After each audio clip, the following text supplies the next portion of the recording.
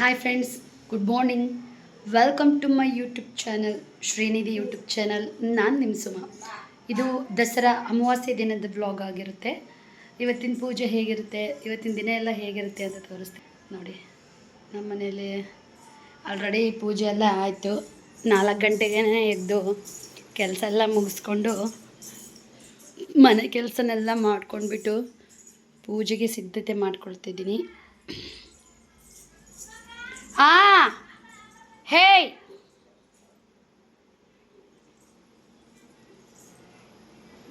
ಅಲ್ಲೇ ಅಲ್ಲೇ ಅಲ್ಲೇ ಅಲ್ಲೇ ಅಲ್ಲೇ ಅಲ್ಲೇ ಅಲ್ಲೇ.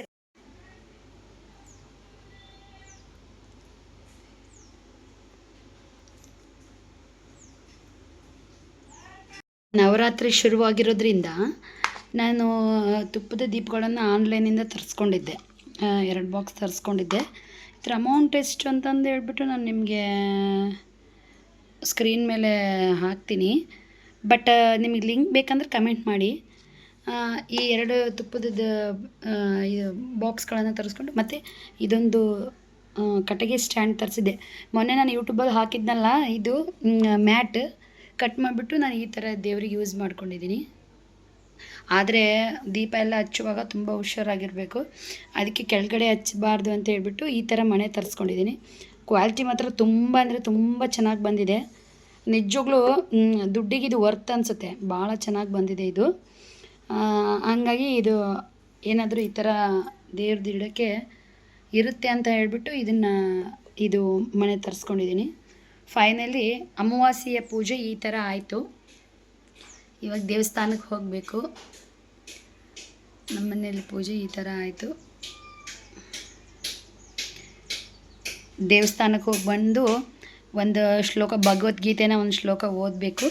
ಫಸ್ಟ್ ದೇವಸ್ಥಾನಕ್ಕೆ ಹೋಗ್ಬಿಟ್ಟು ಬಂದು ನೆಕ್ಸ್ಟ್ ಒಂದು ಶ್ಲೋಕನ ನಾನು ಭಗವದ್ಗೀತೆನ ಓದ್ತೀನಿ. ಸಾಧ್ಯ ಆದರೆ ಓದುವಾಗ ನಿಮಗೆ ಅದನ್ನು ತೋರಿಸ್ತೀನಿ, ಯಾವ ಶ್ಲೋಕ ನಾನೀಗ ಎಷ್ಟನೇ ಶ್ಲೋಕಕ್ಕೆ ಬಂದಿದ್ದೀನಿ ಅಂತ ಹೇಳ್ಬಿಟ್ಟು. ಈ ಮಣೆನಂತೂ ನನಗೆ ತುಂಬಾ ಇಷ್ಟ ಆಯಿತು. ಭಾಳ ಅಂದರೆ ಭಾಳ ಇಷ್ಟ ಆಯಿತು. ಇದ್ರ ಅಮೌಂಟ್ ಏನಂತ ನಾನು ಬೇಕಾದ್ರೆ ವಿಡಿಯೋ ಮೇಲೆ ಮೆನ್ಷನ್ ಮಾಡ್ತೀನಿ. ಫೈನಲಿ ಪೂಜೆ ಈ ಥರ ಆಯಿತು. ಇದು ತುಪ್ಪದ ದೀಪ ಕೂಡ ತುಂಬ ಅಂದರೆ ತುಂಬಾ ಚೆನ್ನಾಗಿ ಬಂದಿದೆ. ನನಗೂ ಇಷ್ಟ ಆಯಿತು. ಹೋದ ಸಲ ಕೂಡ ನವರಾತ್ರಿ ಟೈಮಲ್ಲಿ ತರಿಸ್ಕೊಂಡಿದ್ದೆ. ಈ ಸಲ ಕೂಡ ತರಿಸ್ಕೊಂಡಿದ್ದೀನಿ.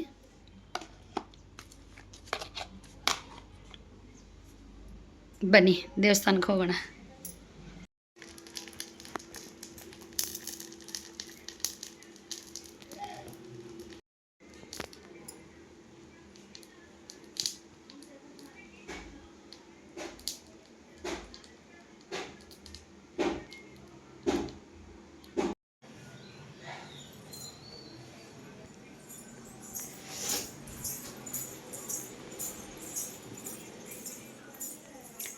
ಫ್ರೆಂಡ್ಸ್, ಈಗ ತಾನೇ ದೇವಸ್ಥಾನಕ್ಕೆ ಹೋಗಿ ಬಂದೆ. ದೇವಸ್ಥಾನದಲ್ಲಿ ಅಮ್ಮನ ಪ್ರಸಾದ ಕೊಟ್ಟಿದ್ದಾರೆ. ನಿಂಬೆಹಣ್ಣು ಮತ್ತು ಹೂವು ಪ್ರಸಾದವಾಗಿ ಕೊಟ್ಟರು. ಖುಷಿ ಆಯಿತು ನನಗಂತೂ. ಇವಾಗ ಮಕ್ಕಳು ಮಾರ್ನಿಂಗ್ ಎದ್ದ ತಕ್ಷಣ ವಾಕಿಂಗ್ ಹೋಗಿದ್ದರು. ಈಗ ಬಂದಿದ್ದಾರೆ. ಅವರಿಗೆ ಏನಾದರೂ ಟಿಫನ್ ಮಾಡೋಣ. ಏನು ಮಾಡೋದು, ಏನಾದರೂ ಟಿಫನ್ ಮಾಡೋಣ. ಪೂಜೆ ಅಂತೂ ಆಯಿತು. ಅಮ್ಮನ ಪ್ರಸಾದ ಕೂಡ ಸಿಕ್ತು. ನೆಕ್ಸ್ಟ್ ಈಗ ಏನಾದರೂ ಟಿಫನ್ ಮಾಡೋಣ. ಪಲಾವ್ ಮಾಡೋಣ ಅಂತ ಹೇಳ್ಬಿಟ್ಟು ಪುದೀನ ಸೊಪ್ಪು, ಆಮೇಲೆ ಬೀಟ್ರೂಟು, ಬೀನ್ಸ್, ಹಸಿಮೆಣಸಿನಕಾಯಿ, ಆಮೇಲೆ ಕ್ಯಾರೆಟು, ಆಮೇಲೆ ಟೊಮೊಟೊ, ಆಮೇಲೆ ಈರುಳ್ಳಿ ಎಲ್ಲ ಪಲಾವ್ ಬೇಕಾದ ಹೆಚ್ಚಿಟ್ಕೊಂಡಿದ್ದೀನಿ. ನೆಕ್ಸ್ಟ್ ಇದಕ್ಕೆ ಮಸಾಲೆ ಅಂದರೆ ಪಲಾವ್ ಎಲೆ, ಸ್ವಲ್ಪ ಚಕ್ಕೆ, ಲವಂಗ, ಜೀರಿಗೆ, ಕಸೂರಿ ಮೇಥಿನೂ ಮತ್ತು ಈ ಪುದೀನ ಸೊಪ್ಪು ಕೊನೆಯದಾಗ ಹಾಕ್ತೀನಿ. ಎಣ್ಣೆಯಲ್ಲಿ ಹಾಕೋದಿಲ್ಲ ನಾನು, ಲಾಸ್ಟಲ್ಲಿ ಹಾಕ್ತೀನಿ. ಈ ಥರ ಎಲ್ಲ ತರಕಾರಿಗಳು ಹೆಚ್ಚಿಟ್ಕೊಂಡಿದ್ದೀನಿ. ಪುದೀನ ಸೊಪ್ಪು ಮತ್ತು ಇದು ಕಸೂರಿ ಮೇಥಿನ ಲಾಸ್ಟಲ್ಲಿ ಹಾಕ್ತೀನಿ. ಬಟಾಣಿನೂ ನೆನೆಸಿಟ್ಕೊಂಡಿದ್ದೀನಿ. ಆಮೇಲೆ ಇದಕ್ಕೆ ಅಕ್ಕಿನೂ ನೆನೆಸಿಟ್ಕೊಂಡಿದ್ದೀನಿ. ಅರಿಶಿಣದ ಪುಡಿನೂ ಇದೆ. ಈಗ ನೆಕ್ಸ್ಟ್ ಪಲಾವ್ ಮಾಡೋಕ್ಕೆಲ್ಲ ರೆಡಿ ಮಾಡ್ಕೊಂಡಿದ್ದೀನಿ. ನೆಕ್ಸ್ಟ್ ಪಲಾವ್ ಮಾಡೋಣ. ಈಗ ತುಪ್ಪ ಎಣ್ಣೆ ಹಾಕಿದ್ದೀನಿ. ನೆಕ್ಸ್ಟ್ ಈಗ ಸ್ವಲ್ಪ ಅದು ಕಾದ್ಮೇಲೆ ಜೀರಿಗೆ ಮತ್ತು ಪಲಾವ್ ಎಲೆ, ಚಕ್ಕೆ ಲವಂಗ. ಈಗ ಎಲ್ಲ ಸ್ವಲ್ಪ ಸ್ವಲ್ಪ ಹಾಕ್ಕೊಂಡಿದ್ದೀನಿ. ಆಲ್ರೆಡಿ ಪಲಾವ್ಗೆ ಮಸಾಲೆ ಮಾಡ್ಕೊಂಡು ರೆಡಿ ಇಟ್ಕೊಂಡಿದ್ದೀನಿ. ಮಸಾಲೆಯಲ್ಲಿ ಎಲ್ಲ ಇರೋದ್ರಿಂದ ಸ್ವಲ್ಪ ಒಂದು ಟೇಸ್ಟ್ಗೋಸ್ಕರ ಅಷ್ಟೇ.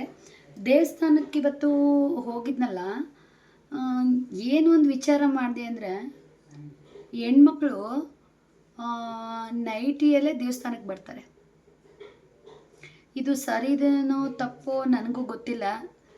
ಈ ಸರಿ ಅಂತ ಹೇಳಬೇಕು ತಪ್ಪಂತ ಹೇಳಬೇಕು ಗೊತ್ತೂ ಆಗ್ತಾಯಿಲ್ಲ. ಅಲ್ಲ, ದೇವಸ್ಥಾನಕ್ಕೆ ಬರುವಾಗ ಸ್ವಲ್ಪ ಸಂಪ್ರದಾಯ ಪ್ರಕಾರವಾಗಿ ಬರಬೇಕನ್ನೋದು ನನ್ನ ವೈಯಕ್ತಿಕವಾದ ಆಸೆ. ಅದರಲ್ಲೂ ನೈಟಿಯಲ್ಲೇ ಬರ್ತಾರೆ. ನನಗಂತೂ ನಿಜವಾಗ್ಲೂ ತುಂಬ ಬೇಜಾರು ಅನ್ನಿಸ್ತು. ಸ್ವಲ್ಪ ಸಾಂಪ್ರದಾಯಿಕವಾಗಿ ಬಂದರೆ ಭಕ್ತಿನೂ ಹೆಚ್ಚುತ್ತೆ, ನೋಡೋರಿಗೂ ಚೆನ್ನಾಗಿ ಅನಿಸುತ್ತೆ. ನಿಜವಾಗ್ಲೂ ಯಾವುದೇ ಹೆಣ್ಮಕ್ಳು ನೈಟಿಯಲ್ಲಿ ದೇವಸ್ಥಾನಕ್ಕೆ ಬರೋದು ನನಗೇನು ಅಷ್ಟೊಂದು ಇಷ್ಟ ಆಗೋದಿಲ್ಲ. ನನ್ನ ವಾಕಬಲ್ ಡಿಸ್ಟೆನ್ಸ್ ಇಲ್ಲೇ ದೇವಸ್ಥಾನ ನಮ್ಮ ಮನೆ ಹತ್ರ ಇರೋದು, ಇಲ್ಲೇ ಹತ್ರದಲ್ಲೇ ಇರೋದು. ಆದ್ರೂ ನಾನು ಒಂದು ವೇಳೆ ನೈಟಿಯಲ್ಲಿ ಇದ್ರೂ ನಾನು ಬಟ್ಟೆ ಚೇಂಜ್ ಮಾಡ್ಕೊಂಡು, ಡ್ರೆಸ್ ಚೇಂಜ್ ಮಾಡ್ಕೊಂಡು, ಸೀರೆ ಅಥವಾ ಚೂಡಿದಾರ್ ಅಥವಾ ಏನಾದರೂ ಹಾಕ್ಕೊಂಡೆ ನಾನು ಹೋಗೋದು. ಬೇರೆ ಹೆಣ್ಮಕ್ಳು ಕೂಡ ಅದೇ ಥರ ಹೋಗ್ಬೇಕು ಅಂತ ಬಯಸ್ತೀನಿ. ಎಣ್ಣೆ ಕಾದಿದೆ, ಪಲಾವ್ ಎಲೆ,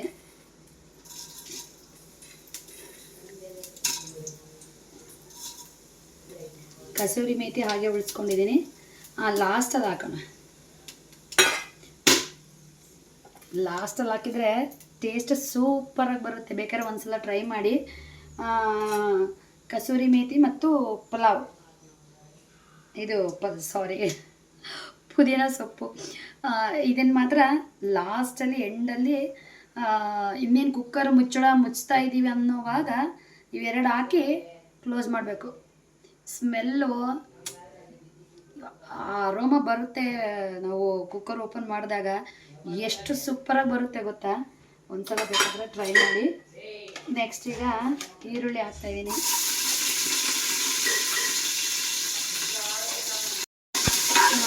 ಈರುಳ್ಳಿ ಸ್ವಲ್ಪ ಬೇಯ್ತಾ ಇದೆ ಅನ್ನೋವಾಗ ನೆಕ್ಸ್ಟ್ ಹಸಿಮೆಣ್ಸಿನ್ಕಾಯಿ ಹಾಕೊಳ್ಳೋಣ. ಇವೆಲ್ಲ ಹೆಚ್ಕೊಂಡಿರೋದೇನೋ ನಿಜ, ಬಟ್ ಯಾವ ತರಕಾರಿ ಆದಮೇಲೆ ಯಾವ ತರಕಾರಿ ಹಾಕಬೇಕು ಅಂತ ಕೂಡ ತಿಳ್ಕೊಂಡಿರ್ಬೇಕು. ಮೇನ್ ಇಂಪಾರ್ಟೆಂಟ್ ಅದು. ವಿಡಿಯೋ ಮಾಡೋಕ್ಕೆ ಹೋಗು, ಸ್ನಾನ ಮಾಡಿ ಇದನ್ನು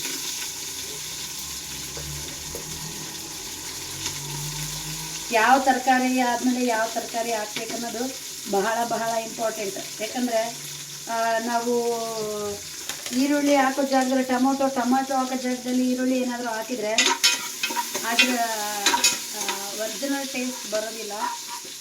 ಹಾಗಾಗಿ ಈಗ ಹಸಿಮೆಣ್ಸಿಕಾಯಿ ಆದಮೇಲೆ ಕ್ಯಾರೆಟ್ ಹಾಕೊಳ್ಳೋಣ.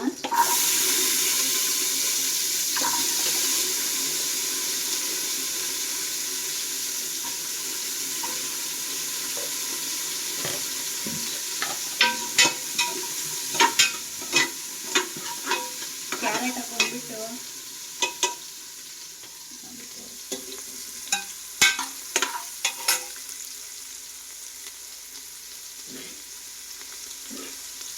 ಕ್ಯಾರೆಟ್ ಸ್ವಲ್ಪ ಬೆಂದಾದ್ಮೇಲೆ ಬೀನ್ಸ್,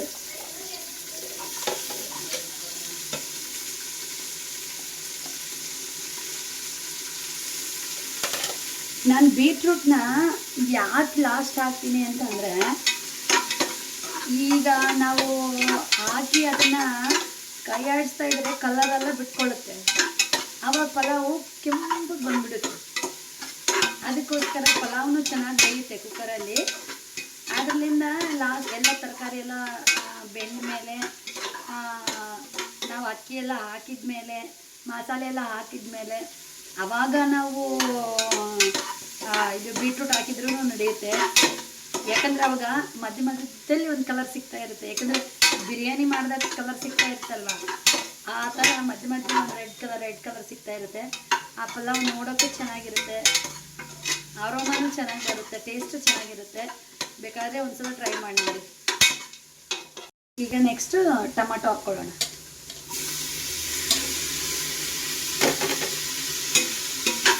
ನನ್ನ ವಿಡಿಯೋ ವಿಡಿಯೋದಲ್ಲಿ ನಾವು ಲೈವಲ್ಲಿ ನಮ್ಮ ಲೈಫ್ ಹೇಗಿರುತ್ತೋ ಹಾಗೇ ತೋರಿಸ್ತೀನಿ.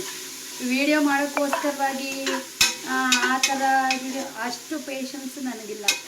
ವಿಡಿಯೋ ಮಾಡೋಕ್ಕೋಸ್ಕರನೇ ಆ ಥರ ಹೆಚ್ಕೊಂಡ್ಬಿಟ್ಟು, ವಿಡಿಯೋ ಮಾಡೋಕ್ಕೋಸ್ಕರನೇ ಈ ಥರ ಹೆಚ್ಕೊಂಡ್ಬಿಟ್ಟು ಆ ಡಿಸೈನು ಈ ಡಿಸೈನು, ನೋ ಚಾನ್ಸ್. ಅಷ್ಟು ಪೇಷನ್ಸೇ ನನಗಿಲ್ಲ. ಯಾಕಂದರೆ ಮನೇಲಿ ನಾನೊಬ್ಬಳೇ ಕೆಲಸ ಮಾಡಬೇಕು, ನಾನೊಬ್ಬಳೇ ಅಡುಗೆ ಮಾಡಬೇಕು, ಮಕ್ಕಳನ್ನೆಲ್ಲ ನೋಡ್ಕೋಬೇಕು ಇರೋದರಿಂದ ಪೇಷನ್ಸ್ ಇಲ್ಲ. ನನ್ನ ರಿಯಲಿ ಲೈಫ್ ನಂದು ಹೇಗಿದೆನೋ ನಾನು ನಿಮ್ಮಲ್ಲಿ ಹಾಗೇ ಪೋಟ್ರೆ ಮಾಡಿ ತೋರಿಸ್ತೀನಿ.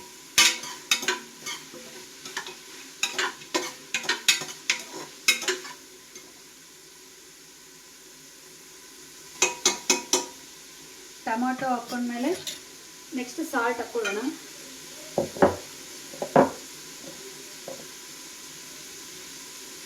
ಇವಾಗ ತರಕಾರಿ ಬೇಯೋಕ್ಕೆ ಎಷ್ಟು ಬೇಕೋ ಅಷ್ಟು ಮಾತ್ರ ಹಾಕ್ಕೊಳ್ಬೇಕು. ನಾನು ಇದು ಗಾಜಿನ ಬಾಟ್ಲಲ್ಲೇ ಯಾಕೆ ನಾನು ಉಪ್ಪು ಹಾಕಿ ಇಟ್ಕೊಂಡಿದ್ದೀನಿ ಅಂತ ಹೇಳ್ಬಿಟ್ಟು ನಿಮಗೆ ಲಾಸ್ಟಲ್ಲಿ ಹೇಳ್ತೀನಿ. ಅದಕ್ಕೂ ಒಂದು ಇದಿದೆ, ಏನಂತ ಹೇಳ್ಬಿಟ್ಟು ಲಾಸ್ಟಲ್ಲಿ ಹೇಳ್ತೀನಿ. ಈಗ ಉಪ್ಪು ಹಾಕ್ಕೊಂಡೆ, ಸ್ವಲ್ಪ ಉಪ್ಪು ಹಾಕ್ಕೊಂಡ್ಬಿಟ್ಟು ತರಕಾರಿನೆಲ್ಲ ಚೆನ್ನಾಗಿ ಸ್ವಲ್ಪ ಹೊತ್ತು ಬೇಯಿಸ್ಕೊಳ್ಬೇಕು. ಈಗ ನೆಕ್ಸ್ಟ್ ಅರಿಶಿನ ಹಾಕ್ಕೊಳ್ಳೋಣ.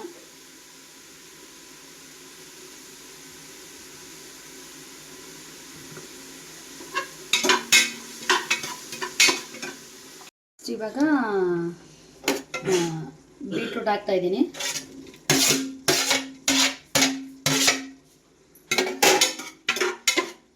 ಊಟ ಅಲ್ಲೋಗಮ್ಮ. ಅದು ಕುಕ್ಕರಲ್ಲಿ ಒಂದು 60% ಬೆಂದರೆ ಸಾಕು. ಯಾಕಂದರೆ ಮತ್ತೆ ನಾವು ವಿಜಲ್ ಹಾಕ್ಸ್ತೀವಲ್ವಾ, ಅದಕ್ಕಾಗಿ. ಇವಾಗ ತರಕಾರಿ ಎಲ್ಲ ಬೆಂದಿದೆ. ನೆಕ್ಸ್ಟು ಮಸಾಲೆ ಹಾಕ್ಕೊಳ್ತೀನಿ. ನಾನು ಆಲ್ರೆಡಿ ರಾತ್ರಿನೇ ಮಾಡ್ಕೊಂಡು ಇಟ್ಕೊಂಡಿದ್ದೆ.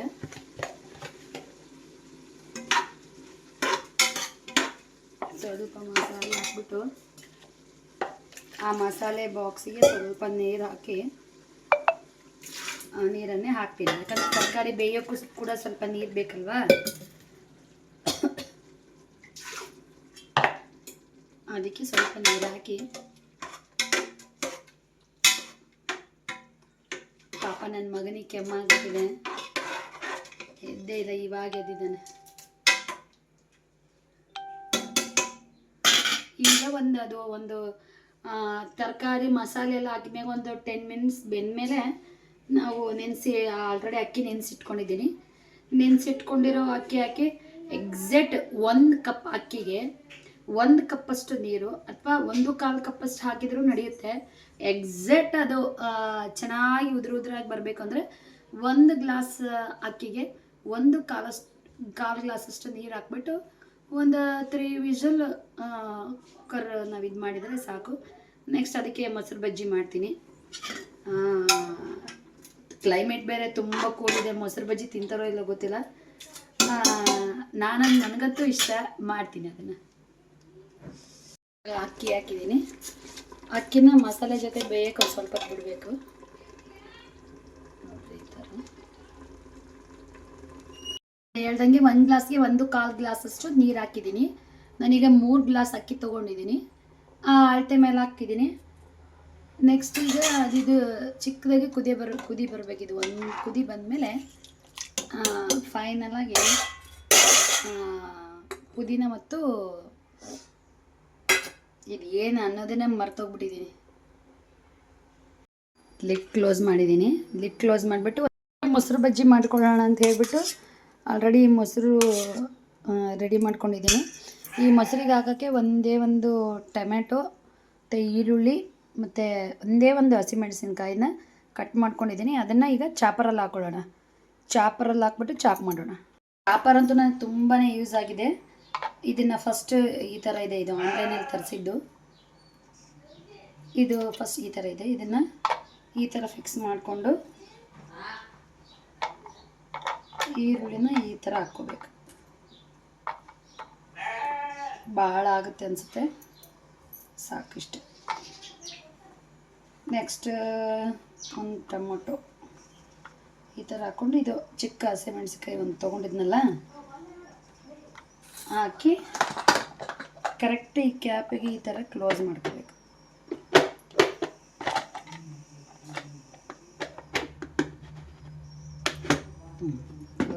ಕ್ಲೋಸ್ ಮಾಡಿದ್ಮೇಲೆ ಈ ಥರ ಥ್ರೆಡ್ ಇದೆ ಎಳೆಯೋದು.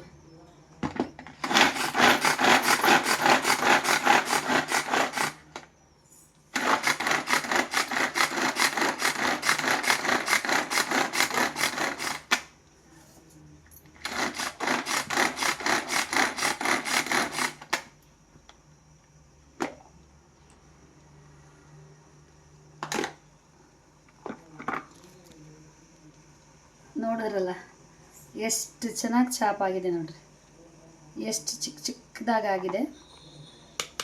ಇಷ್ಟ ಆದರೆ ಸಾಕು. ಇವಾಗ ಇದನ್ನು ಇದರಲ್ಲಿ ಸೇರಿಸ್ಕೊತೀನಿ.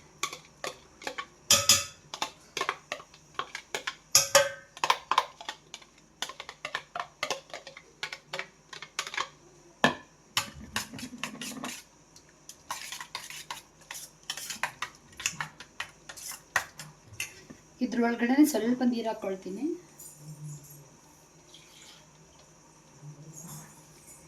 ಇಷ್ಟಿದೆ, ಯಾಕಂದರೆ ಮೊಸರು ಸ್ವಲ್ಪ ಗಟ್ಟಿ ಇದೆ, ಅದಕ್ಕೆ ಇದರಲ್ಲೇ ಒಂದು ಸ್ವಲ್ಪ ನೀರು ಹಾಕ್ಕೊಂಡ್ಬಿಟ್ಟು. ನಿಜವಾಗ್ಲೂ ನನಗಂತೂ ತುಂಬ ಅಂದರೆ ತುಂಬ ಹೆಲ್ಪ್ ಆಗಿದೆ. ಯಾಕಂದರೆ ನಾವು ಏನು ಕಟ್ ಮಾಡ್ತೀವಿ ಅಂದ್ರೂ ಇಷ್ಟು ಚಿಕ್ಕದಾಗಿ ಕಟ್ ಮಾಡೋಕ್ಕಾಗೋದೇ ಇಲ್ಲ. ಅದಕ್ಕಾಗಿ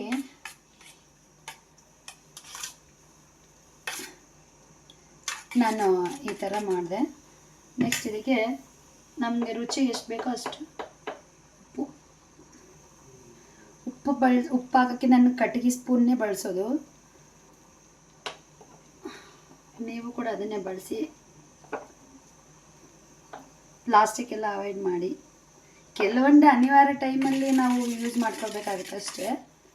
ಬಟ್ ಪರ್ಟಿಕ್ಯುಲರಾಗಿ ನೀವು ಪ್ಲಾಸ್ಟಿಕ್ನ ಅವಾಯ್ಡ್ ಮಾಡಬೇಕು. ಕೆಲವು ಅನಿವಾರ್ಯ ಬಂದಾಗ ಮತ್ತೆ ಬಳಸ್ಕೊಳ್ಳೇಬೇಕಾಗುತ್ತೆ.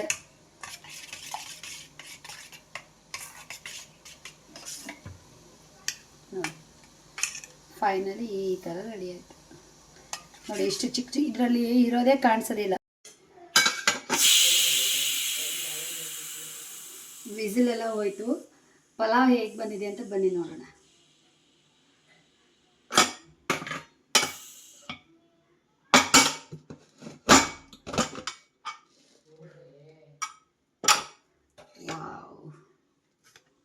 ನೋಡಿ ಎಷ್ಟು ಸೂಪರ್.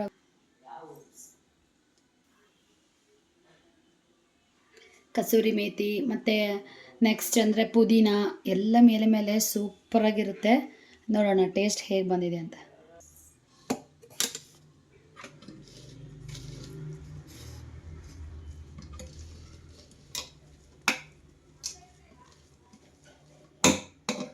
ನೋಡಿ, ಪಲಾವ್ ಜೊತೆ raita combination soup.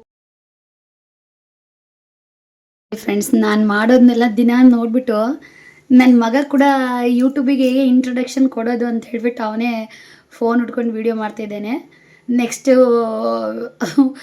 Voice video play ಮಾಡ್ತೀನಿ ನೋಡಿ ಯಾವ ಥರ ಮಾತಾಡಿದ್ದಾನಂತ. ಅವನೇ ಮಾತಾಡ್ತಿದ್ದಾನೆ. Welcome to YouTube channel. Hi friends, good morning. Welcome to my YouTube channel. Welcome to YouTube channel. Srinidhi YouTube channel. Srinidhi YouTube channel. ಮೇಶೋದಲ್ಲಿ ಹಬ್ಬಕ್ಕೆ ಅಂತ ಹೇಳ್ಬಿಟ್ಟು ಒಂದು ಸ್ಯಾರಿ ತರಿಸಿದ್ದೆ.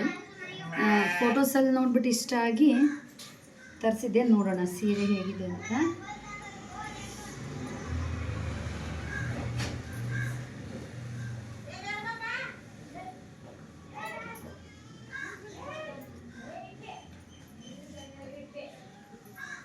ನಿಜವಾಗ್ಲೂ ಎಕ್ಸಾಕ್ಟಾಗಿ ಫೋಟೋದಲ್ಲಿ ಏನು ಬಂದಿತ್ತೋ ಅದೇ ಥರನೇ ಇದೆ. ಭಾಳ ಅಂದರೆ ಭಾಳ ಚೆನ್ನಾಗಿದೆ ನೋಡಿ. ದೇವರ ತಾಯಿ ಮುಖ ಈ ಥರ ಬಂದಿರೋ ಥರ ಇದೆ.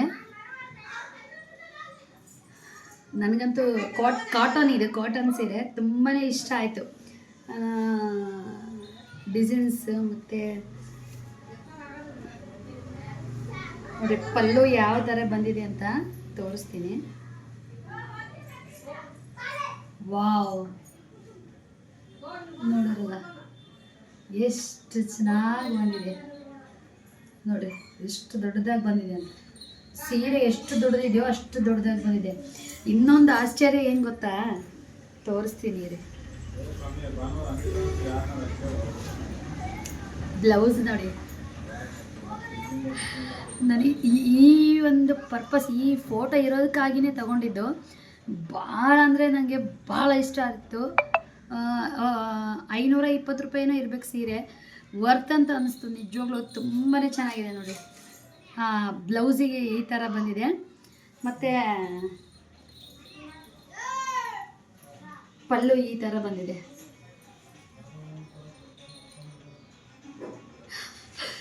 ಎಷ್ಟು ಚೆನ್ನಾಗಿದೆ ಗೊತ್ತಾ, ನಿಜವಾಗ್ಲೂ ಭಾಳ ಅಂದರೆ ಭಾಳ ಇಷ್ಟ ಆಯಿತು ನೋಡಿ. ಲೆಂತ್ ಇಷ್ಟು ದೊಡ್ಡದು ಬಂದಿದೆ ನೋಡಿ, ಇಷ್ಟು ದೊಡ್ಡ ಇಲ್ಲಿಗೆ ಬರುತ್ತೆ ಸೀರೆ. ಇಷ್ಟು ದೊಡ್ಡ ಸೀರೆ ಬಂದಿದೆ. ನಿಜವಾಗ್ಲೂ ತುಂಬ ಅಂದರೆ ತುಂಬಾ ಇಷ್ಟ ಆಯಿತು. ಐ ಲೈಕ್ ದಿಸ್ ಸೀರೆ. ನೆಕ್ಸ್ಟ್ ಬಂದ್ಬಿಟ್ಟು ಇದು ನೈಟಿ ನೋಡಿದೆ, ಹಾಕೊಂಡ್ಬಿಟ್ಟು ಚೆನ್ನಾಗಾಗಿದೆ ಅಂತ. ಇದು ಕೂಡ ಕ್ಲಾತ್ ಚೆನ್ನಾಗಿದೆ, ಕಾಟನ್. ಇದು ಕೂಡ ಕ್ಲಾತ್ ಚೆನ್ನಾಗಿದೆ. ಇದನ್ನು ನನಗೆ ಇಷ್ಟ ಆಯಿತು. ಫ್ಲವರ್ ಪ್ರಿಂಟ್ ಬಂದಿದೆ, ಇಷ್ಟ ಆಯಿತು ನೋಡಿರಿ. ಹಾಕ್ಕೊಂಡ್ಮೇಲೆ ನೆಕ್ಸ್ಟ್ ಒಂದು ವಿಡಿಯೋ ಮಾಡಿ ತೋರಿಸ್ತೀನಿ. ನನಗೇನಿದು ಚೆನ್ನಾಗಿ ಅನ್ನಿಸ್ತು. ಬಟ್ಟೆ ಕೂಡ ಚೆನ್ನಾಗಿದೆ, ಕಾಟನ್. ಇದು ಕೂಡ ಇಷ್ಟ ಆಯಿತು. ನೆಕ್ಸ್ಟ್ ಬಂದ್ಬಿಟ್ಟು ಈ ಪಿಂಕ್ ಕಲರ್ ಟಾಪ್ ತರಿಸಿದ್ದೆ. ಈ ಥರ ಬಂದಿದೆ ಟಾಪು, ಪಿಂಕ್ ಕಲರ್ ತರಿಸಿದೆ. ಎಲ್ ಸೈಜಿಂದು. ಇದು ಕೂಡ ತುಂಬ ಚೆನ್ನಾಗಿ ಬಂದಿದೆ. ಬಟ್ಟೆ ಕೂಡ ತುಂಬ ಸಾಫ್ಟ್ ಇದೆ, ಕಾಟನ್ ಸೀರೆ. ಇದು ಕೂಡ ಸೀರೆ ಅಂತ ಇದ್ದೀನಿ, ಟಾಪು ಚೆನ್ನಾಗಿದೆ. ಇದು ಕೂಡ ನನಗೇನೋ ಇಷ್ಟ ಆಯಿತು ಕಲರ್, ಹಾಗಾಗಿ ತೊಗೊಂಡೆ. ವೇರ್ ಮಾಡೋಣ ಅಂತ ಅಂದ್ಕೊಂಡಿದ್ದೀನಿ. ನಾಳೆ ನೋಡೋಣ. ವೇರ್ ಮಾಡಿದ್ಮೇಲೆ ನಿಮ್ಗೆ ನೆಕ್ಸ್ಟ್ ಒಂದು ವಿಡಿಯೋ ಮಾಡಿ ಹಾಕ್ತೀನಿ.